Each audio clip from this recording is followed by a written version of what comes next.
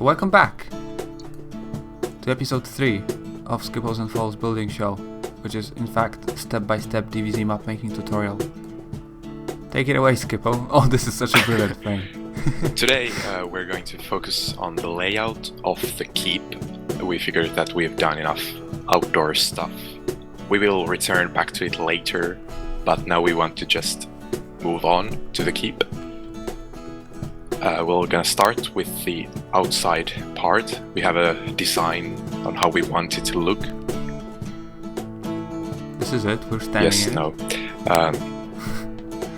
And then we will possibly move into the inside layout as well today.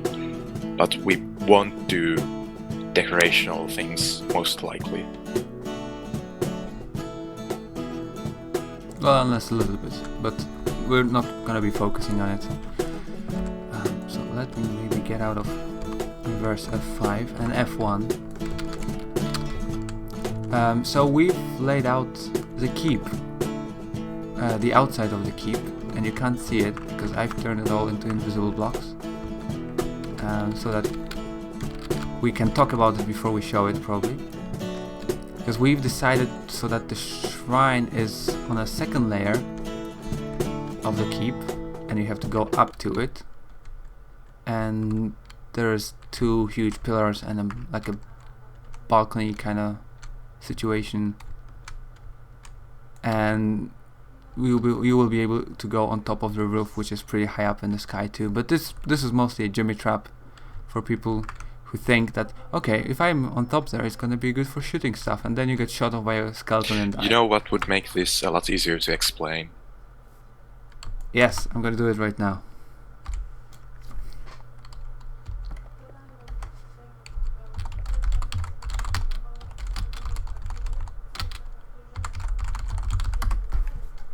Ta-da!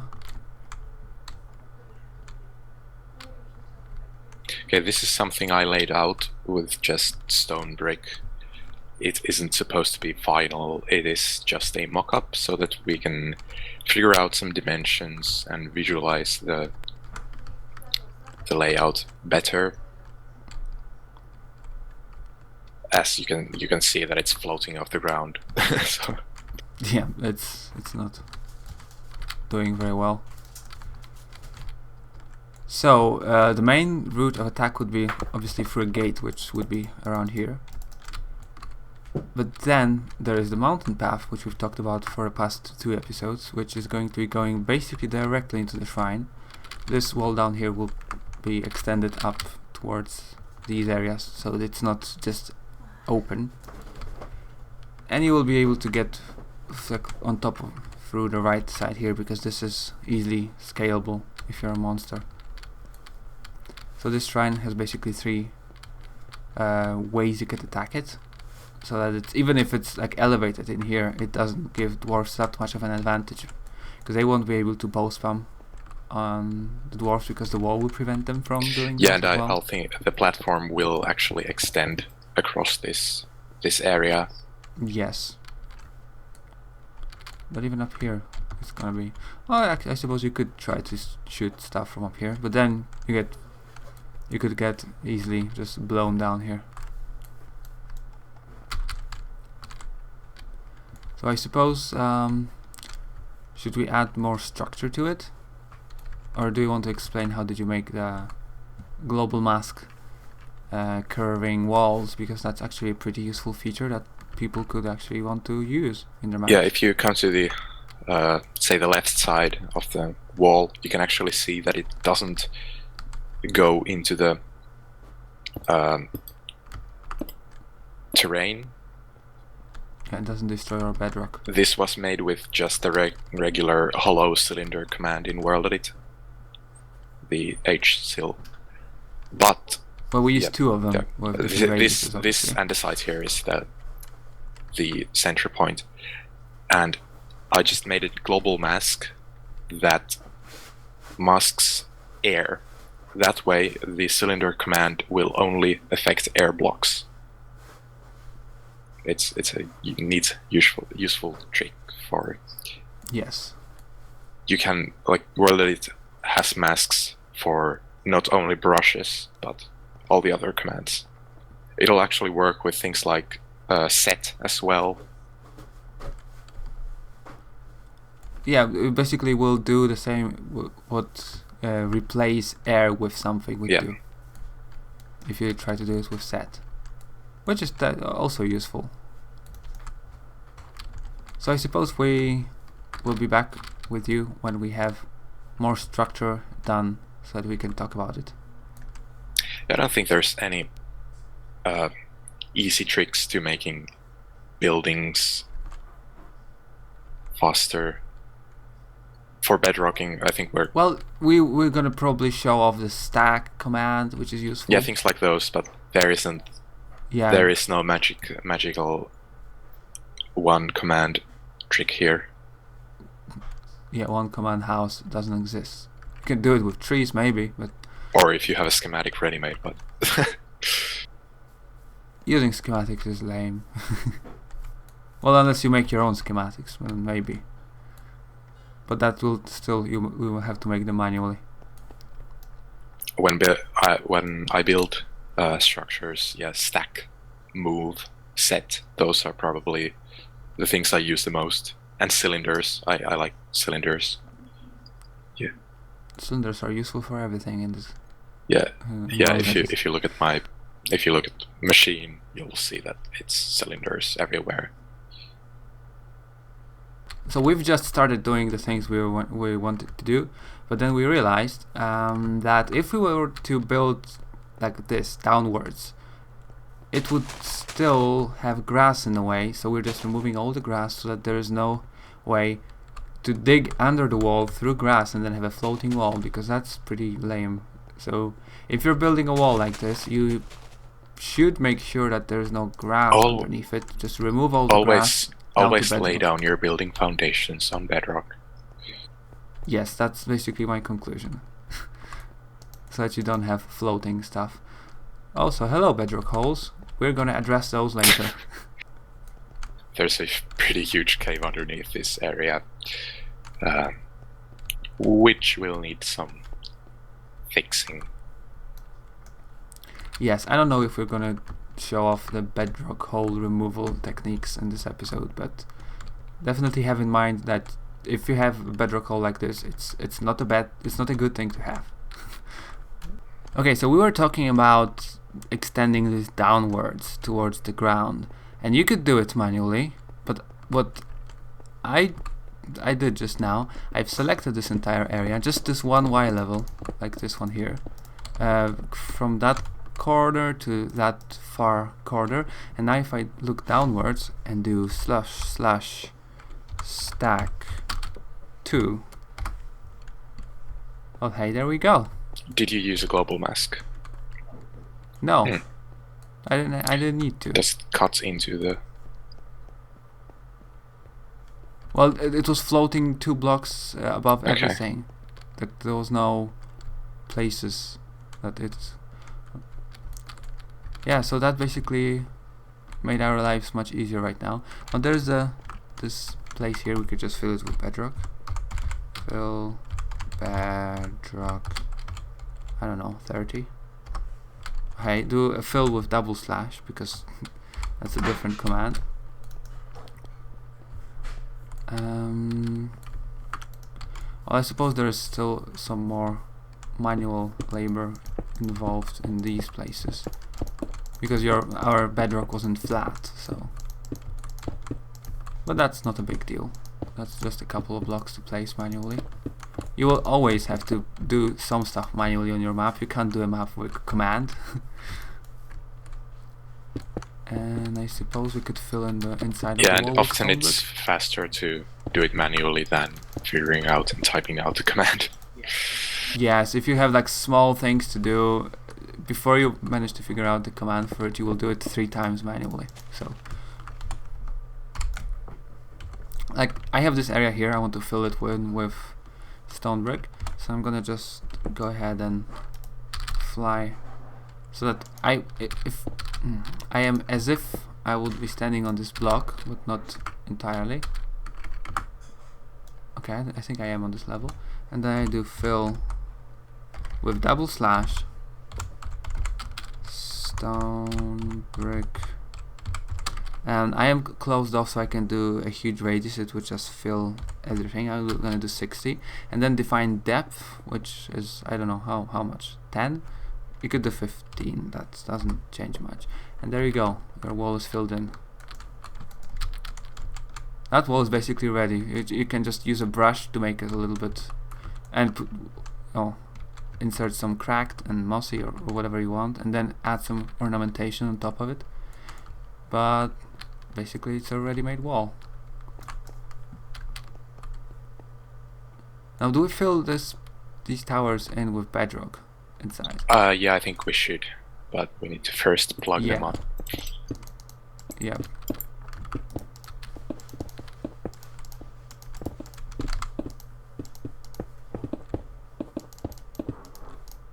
Oh, you're doing it with bedrock. Okay, I was doing it with stone brick.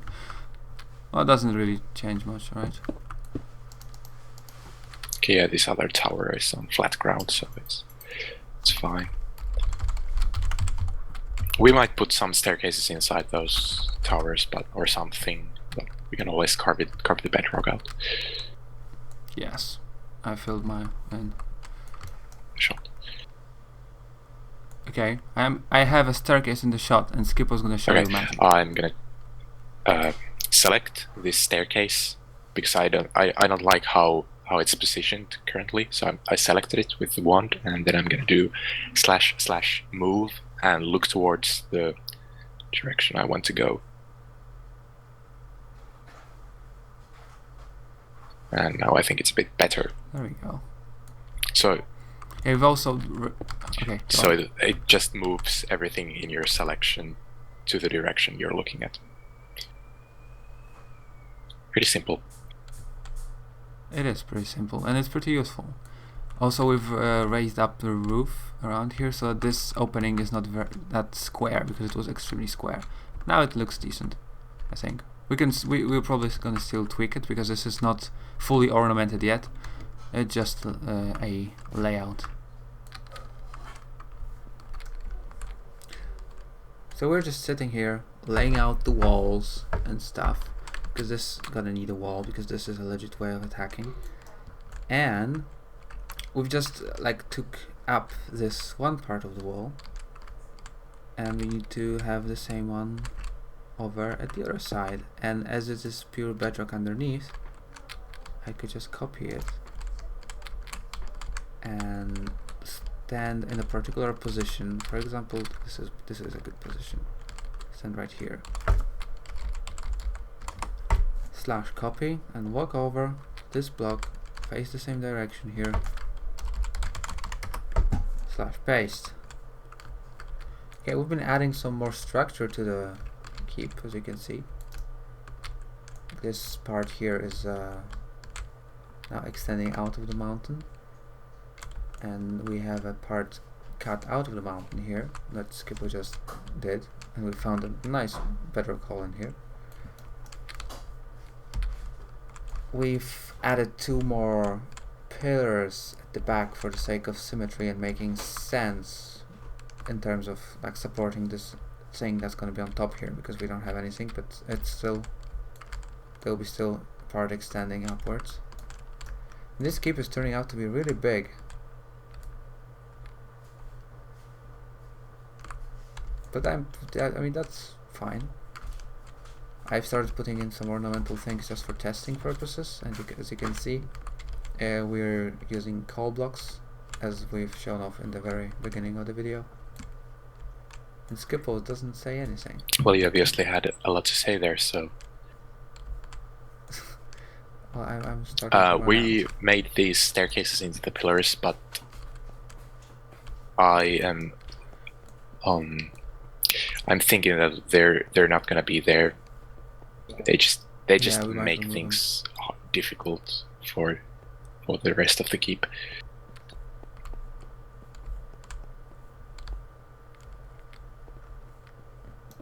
And I've apparently cut out part of this tower. Oh, I didn't realize. I was just walking right next to it. I'm gonna use this command. Stack. How many blocks is that, you reckon? 19.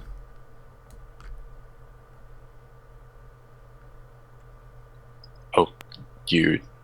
Okay, I thought you meant the entire space, so I put 18. Yeah, well. If you use your wand, you can measure distance easily. Because if you left click and right click and make a selection in a straight line, it shows you, like at the very right here, it shows 25 because there's 25 blocks between those two spaces. So if you're not sure what what number to insert into your command, like stack or move, you can easily measure the distance with your wand without having to like place torches and count them manually. That's a really helpful feature of the wand. Yes. We've accidentally shown off something interesting.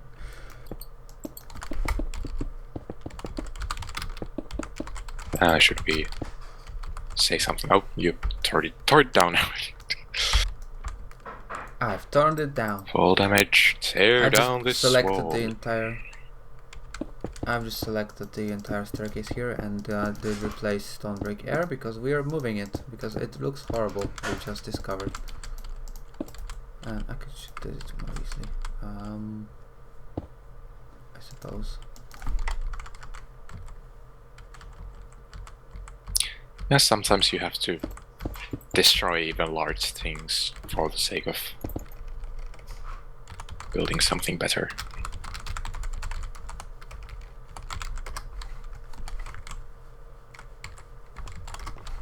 Yeah, you cannot be afraid to destroy your own stuff if you figure out that hey, this is not the greatest.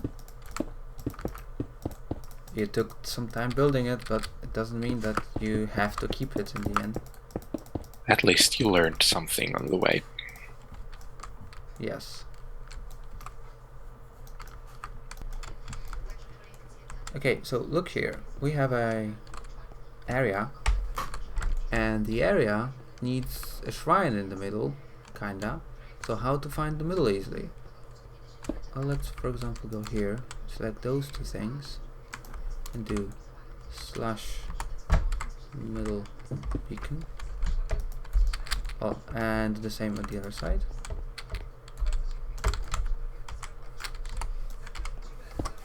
And then select the two beacons that you've just made. Doesn't have to be a beacon, obviously. And hey, that's the middle of... That's basically the middle block between all the 4 pillars that you have. You can punch these out. These are useless.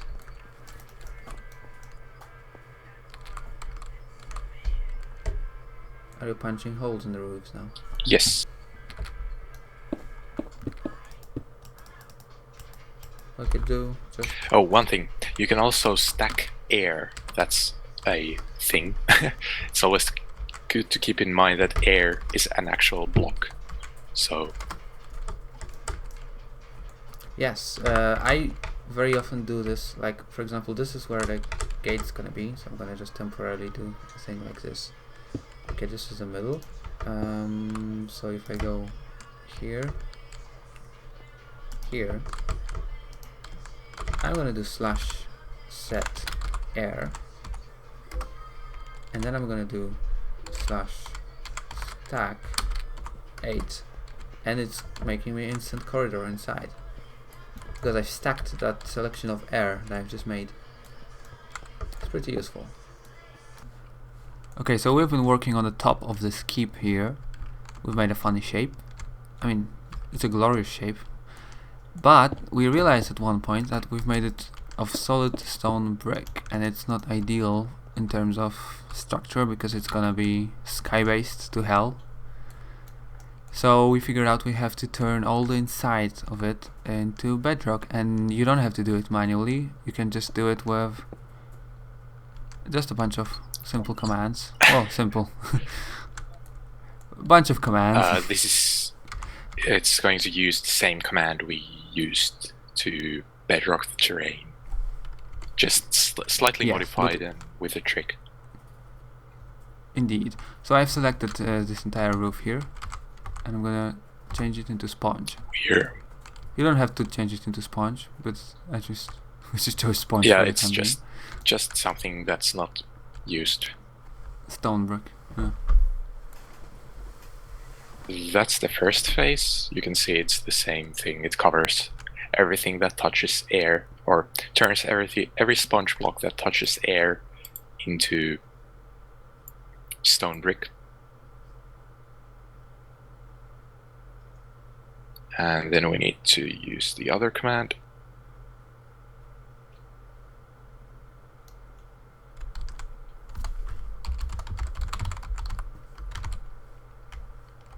To complete the job.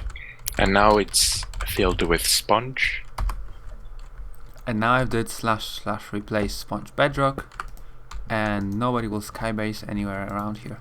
So I've been building some decorations here, and I want to move them onto the other wall as well. So I'm gonna just select it. I need to go one deep because it's a multi-dimensional, like there's depth to it. And I'm just gonna go ahead and find myself a spot to sit in, somewhere here, for example, in the left bottom corner of the selection, and I'm gonna do /copy. And then rotate 90 degrees, and then realize that 90 degrees isn't enough, so I'm going to go ahead and do 180 more. And I need to find the same bottom left corner of the wall I want to paste it on. Don't mind the drills. I need to situate myself on a proper height, and I'm going to help myself using a block. I'm going to stand on a block so that I make it right. And then I'm going to just go ahead and do /paste. And the pattern is on this wall. I don't have to rebuild it by hand, so it's useful.